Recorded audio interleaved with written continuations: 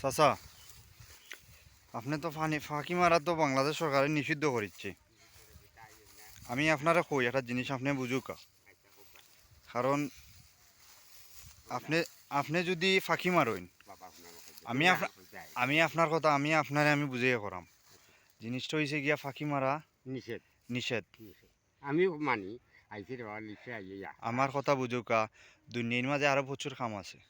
আর আইতাম নাই কি- যদি আর দেখো ওদিন হইয়া যাও কি বাবা আমি যাও আমি আপনার ভিডিও করলাম এটা আচ্ছা কথা বুঝছেন নি? হ্যাঁ কারণ এটা দেওয়া মার যদি আমি যেমন ধরো মেম্বারটা যদি দেখাই, হুম কিতা কইছি বুঝছেন নি?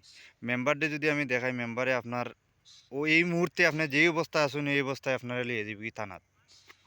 আপনার জরিমানা দিব কয়েক লক্ষ টাকার, এরপরে আপনি আরো 6 মাস জেল খাটতে হইবা। ওই যে মানছি রে বাপ তোমার কথা তো মানলাম আপনি আমার কথা বুঝছেন নি? কিতা করাম বুঝছি আমি? আমি আর আমার যদি দেখো ওদিন হইয়া আইসি রে বাপটা আইসি আমি আপনারে কইরাম আপনি এটা করবা না।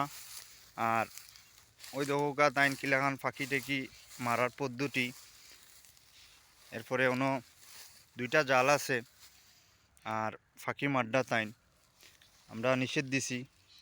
আর যদি তাইন ফাঁকি মারেন কইছেন এবার আর মারিয়া, আর যদি দেখি আর তাইন মারতা নাই। আপনার নাম কি দাদা? আন্নানিয়া আপনার বাড়ি?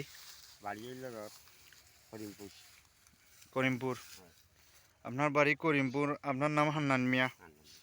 আচ্ছা ঠিক আছে। আপনার ছেলে ছেলে আসুননি? ছেলেই তো বাড়িটা ছেলে বাইরা, ঠিক আপনি এখানে পেশাত ইয়ে করলা ওই যে ফাঁকিটা না, আমি তো ফাঁকিটাই আমি চাইছি না বাপ আমি ওখানে আইছি আমি আপনারে খাবার লাই আমি না ফাঁকিও আপনি খাইতে পারতাম না। আচ্ছা আচ্ছা নিষেধ তোর মানছি তোমার নিষেধ তো মানলাম আমি বুঝিয়ে কই, ফাঁকিটা এমন একটা জিনিস, ফাঁকি বুঝছেন নি? এই যে ফাঁকিটা আপনি মারডা